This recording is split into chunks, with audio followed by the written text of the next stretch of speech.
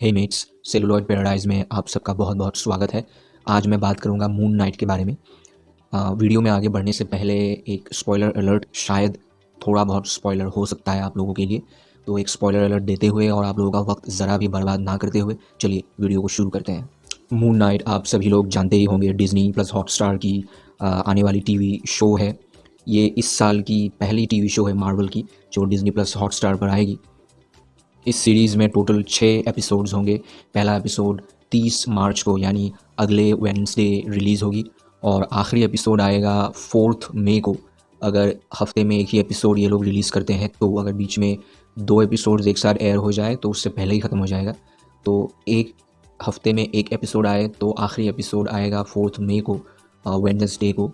लेकिन उसी दिन शायद डॉक्टर स्ट्रेंज 2 भी रिलीज़ होगी। इंडिया में एडवांस रिलीज़ होती है तो 4 मई को होगी और अगर फ्राइडे के दिन रिलीज़ होगी तो 6 मई को होगी। मून नाइट के कॉमिक बुक ओरिजिन के बारे में आप लोगों को बताने से पहले मैं इस सीरीज़ को लेकर मेरी जो प्रेडिक्शन है और जो मेरा पॉइंट ऑफ व्यू है वो मैं बताना चाहूँगा।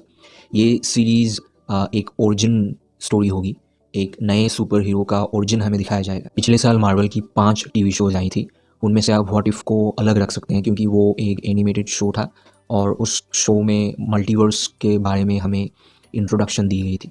व्हाट इफ़ को छोड़कर पहले आई थी वंडर विजन, फिर फैल्कॉन एंड विंटर सोल्जर, फिर लोकी और आखिर में आया था हॉकाई। इन चारों टीवी शोज़ में हमें पुराने कैरेक्टर्स को ही और एक्सप्लेन करके दिखाया गया था। हॉकाई में ज़रूर एक नई सुपर हीरो इंट्रोड्यूस हो गई, केट बिशप, लेकिन फिर भी उसमें क्लिंट बार्टन की कहानी ही ज़्यादा दिखाई गई थी। लेकिन मून नाइट एक टोटली ओरिजिन स्टोरी होगी और मार्वल के फेस 1 में जो हमने इंट्रोडक्शन देखी थी सुपर हीरोज़ की, उस टाइप की ये सीरीज़ होने वाली है। इस सीरीज़ में हम मून नाइट को देखेंगे इंट्रोड्यूस होते, उसकी ओरिजिन देखेंगे कि वो कैसे मून नाइट बनेगा, कैसे मार्क स्पेक्टर मून नाइट बनेगा, ये हम इस सीरीज़ में देखेंगे। लेकिन इस सीरीज़ में आप लोग बहुत ज़्यादा एक्शन एक्सपेक्ट मत कीजिए। 6 ही एपिसोड हैं और 6 एपिसोड्स में बहुत ज़्यादा एक्शन नहीं होने वाला है। इस सीज़न में अगर अगला सीज़न बनता है, मैं मानता हूँ कि सीज़न 2 आएगा, तो सीज़न 1 में स्टोरी को धीरे धीरे हम लोगों के सामने लाया जाएगा। तो आखिर के 2 एपिसोड्स में शायद एक्शंस होंगे बहुत ज़्यादा। आखिरी एपिसोड में बहुत ज़्यादा एक्शन एक्सपेक्ट किया जा सकता है, लेकिन बाकी एपिसोड्स में इतने ज़्यादा एक्शन नहीं होंगे। और इस कैरेक्टर को लेकर मैं पर्सनली बहुत ज़्यादा एक्साइटेड हूँ। ट्रेलर, टीज़र्स और अभी जो फीचर्स आ रहे हैं उनको देखकर मैं एक्साइटेड हूँ क्योंकि ये कैरेक्टर दमदार लग रहा है। आने वाले 10 सालों तक ये कैरेक्टर उभर के आ सकता है। इसके अलावा हमने मिस मार्वल का भी ट्रेलर देख लिया है, लेकिन वो एक टीनेज कैरेक्टर है और कैप्टन मार्वल से जुड़ा हुआ है और उनमें जो ये नए कैरेक्टर्स को पावर मिल रहे हैं वो बात मुझे इतनी अच्छी नहीं लग रही है। कैप्टन मार्वल को भी एक इन्फिनिटी स्टोन से पावर मिल गया, फिर वांडा विजन में मोनिका रैम्ब्यू हैक्स के अंदर गई तो उसे पावर मिल गई और अब शायद कमाला खान को भी उसी तरह से पावर मिल जाएगी। तो ये बहुत हल्के से मिल रहा है पावर, तो मुझे इतना पसंद नहीं आ रहा है। फिर शी हल्क भी आ रही है, शी हल्क को कैसे पावर मिलेगा ये भी देखना पड़ेगा। बहुत आसानी से मिल जाता है तो अच्छा नहीं लगता है। इन कैरेक्टर्स के ऑपोजिट मार्क स्पेक्टर की एक स्ट्रॉन्ग ओरिजिन कहानी है कॉमिक बुक में, जिसके बारे में मैं अभी आप लोगों को बताऊंगा। सो मेट्स, मार्क स्पेक्टर यानी कि मून नाइट के क्रिएटर थे डग मोएंच, जो राइटर थे इस कैरेक्टर के, और डॉन पर्लिन ने आर्ट वर्क किया था इस कैरेक्टर का, वो आर्टिस्ट थे। तो फर्स्ट अपीयरेंस मून नाइट का था 1975 में, अगस्त महीने में। कॉमिक बुक था werewolf by night, issue number 32। सो कॉमिक बुक में एक मर्सनरी होता है मार्क स्पेक्टर, जिसके 3 ऑल्टर ईगो होते हैं, यानी 3 और पर्सनैलिटी होती है। उनमें से एक है स्टीवन ग्रांट, एक है जेक लॉकली और एक है मिस्टर नाइट। मार्क स्पेक्टर को एक बीमारी होती है डिसोसिएटिव आइडेंटिटी डिसऑर्डर, यानी कि एक ही इंसान के अंदर एक से ज़्यादा पर्सनैलिटीज़ होती हैं। हमने अपरिचित मूवी देखी है, ठीक अपरिचित मूवी की तरह ही है। मार्क स्पेक्टर बेटा होता है एक रब्बी का, रब्बी या फिर रैबी अगर मैं सही से प्रोनाउंस कर रहा हूँ तो एक रैबी होते हैं ज्यूइश रिलीजियन के धर्मगुरु। जुदाइज़म में वो एक स्पिरिचुअल लीडर होते हैं, या फिर उनको एक धर्मगुरु कहा जा सकता है या फिर उनको एक रिलीजियस टीचर कहा जा सकता है। और ज्यूइश कानून व्यवस्था के बारे में भी उनको काफ़ी नॉलेज होता है। तो आप ये कह सकते हैं कि मार्क स्पेक्टर के पिता एक रिलीजियस कैरेक्टर हैं। और हमने टीज़र, ट्रेलर और फीचर में काफ़ी बार स्पेल्स का इस्तेमाल होते हुए देखा है ईथन हॉक के कैरेक्टर के द्वारा। तो इस सीरीज़ में हम स्पेल्स, मैजिक, रिलीजन ऐसी चीज़ें देखेंगे, ये उम्मीद कर सकते हैं।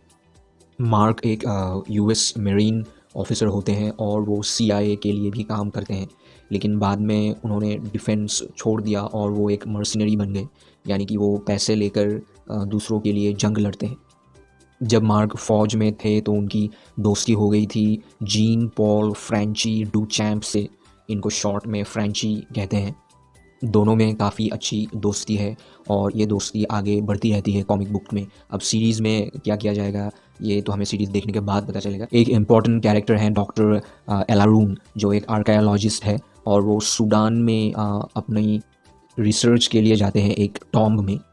डॉक्टर एलारून अपने इस आर्कियोलॉजिकल सर्वे करने के लिए जब जाते हैं तब वो मार्क स्पेक्टर को हायर करते हैं उनकी सिक्योरिटी के लिए। लेकिन उस सर्वे के दौरान एक दूसरा मर्सिनरी होता है राउल बुशमैन, जो इन पर अटैक करता है और इस अटैक के दौरान डॉक्टर एलरून की मौत हो जाती है।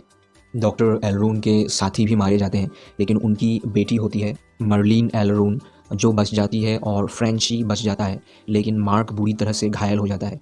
राउल बुशमैन मार्क को मरने के लिए वहाँ पर छोड़ देता है और वहाँ से चला जाता है।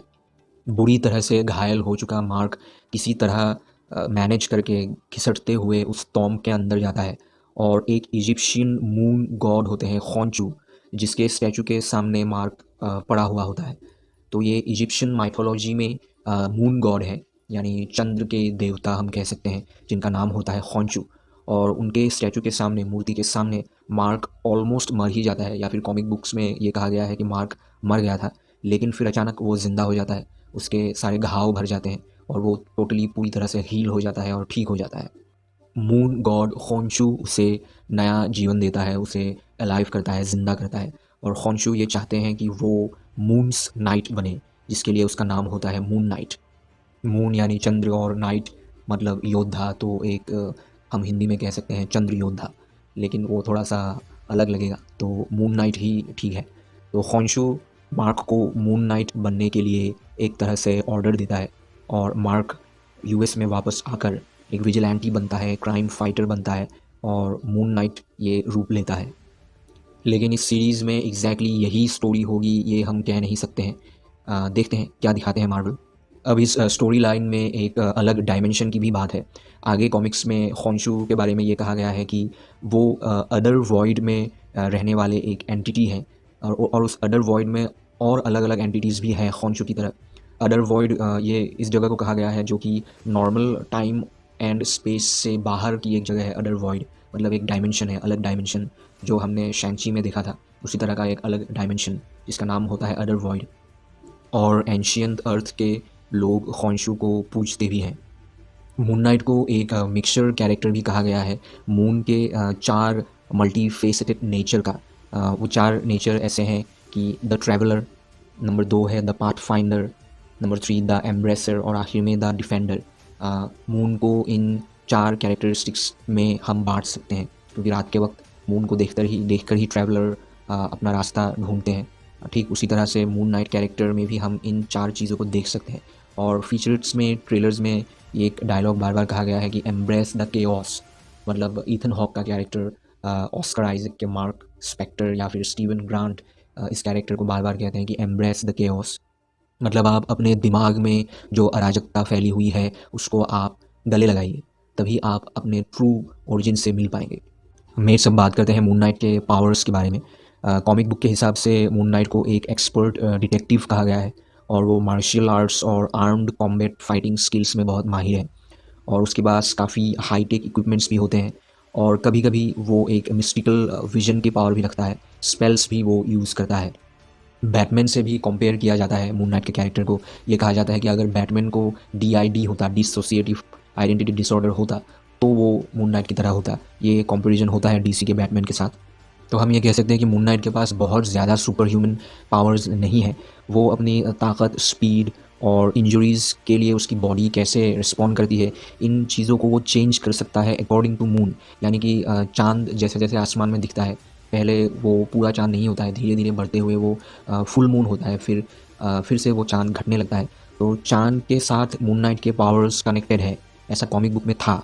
तो अब सीरीज़ में कैसे दिखाया जाएगा ये हमें वेट करना पड़ेगा। लेकिन मून नाइट की जो एक सबसे बड़ी पावर ये है कि खॉन्शू मून नाइट को रिवाइव करता है। मून गॉड खॉन्शू मार्क स्पेक्टर को मरने नहीं देता है। तो हम ये कह सकते हैं कि ऑलमोस्ट वो इमॉर्टल है, मून नाइट इमॉर्टल है, क्योंकि खॉन्शू जब भी वो बुरी तरह से घायल होता है या मरने वाला होता है तब उसे रिवाइव कर देता है। तो ये सबसे बड़ी पावर है मून नाइट के पास।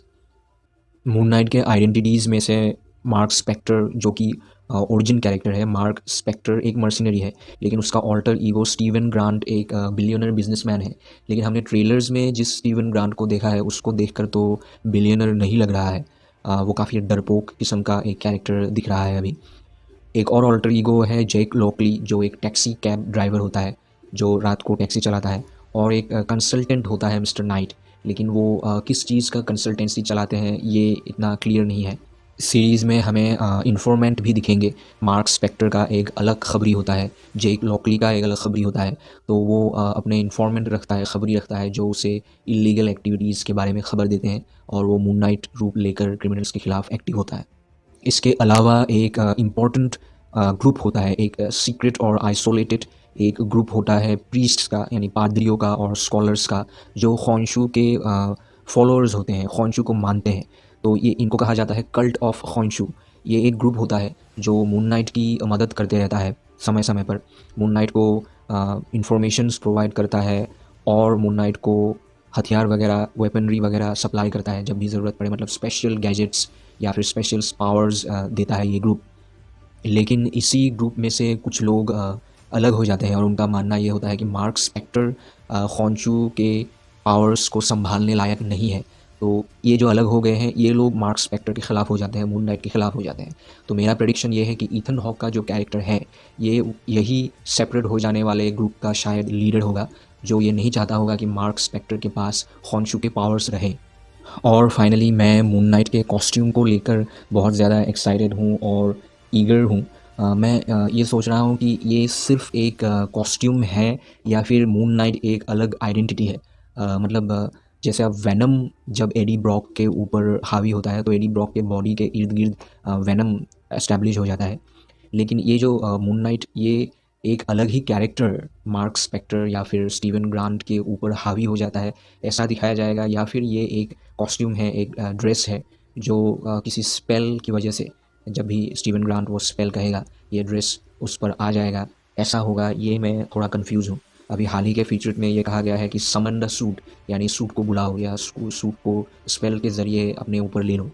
लेकिन ये सिर्फ एक सूट है या फिर एक मून नाइट अलग ही आइडेंटिटी है जो मार्क या फिर स्टीवन के ऊपर हावी हो जाता है और बुरा लोगों के ख़िलाफ़ एक्शन करता है, फिर वो चला जाता है। तो ये थोड़ा मैं अभी भी कंफ्यूज हूँ। आप लोगों को क्या लगता है कमेंट्स करके बताइएगा कि ये एक अलग सूट है सिर्फ, या फिर एक अलग आइडेंटिटी है, एक अलग शख्सियत है जो स्टीवन के बॉडी के ज़रिए बाहर आता है। तो ये देखना काफ़ी इंटरेस्टिंग होगा। और एक सीन में उसका जो लबादा होता है वो बुलेट्स को भी रोक रही है, तो मैजिक के ज़रिए ये बुलेट्स को भी रोक सकता है। और इम्पॉर्टेंट सीन्स रात के वक्त ही है, और क्योंकि ये मून नाइट है तो शायद रात ही एक्टिव होगा ये कैरेक्टर। शायद सिर्फ रात के वक्त ही ये एक्टिव हो सकता है, इसके पावर्स होंगे। दिन में शायद इसके पावर्स नहीं होंगे। वेयरवुल्फ की तरह जब चांद निकलेगा तभी मून नाइट अपीयर हो सकता है।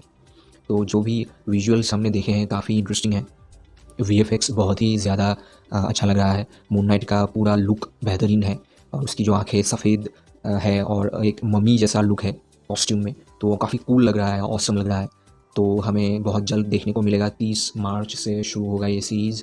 मैं एक्साइटेड हूँ। आप कितने एक्साइटेड हैं कमेंट्स में बताइए।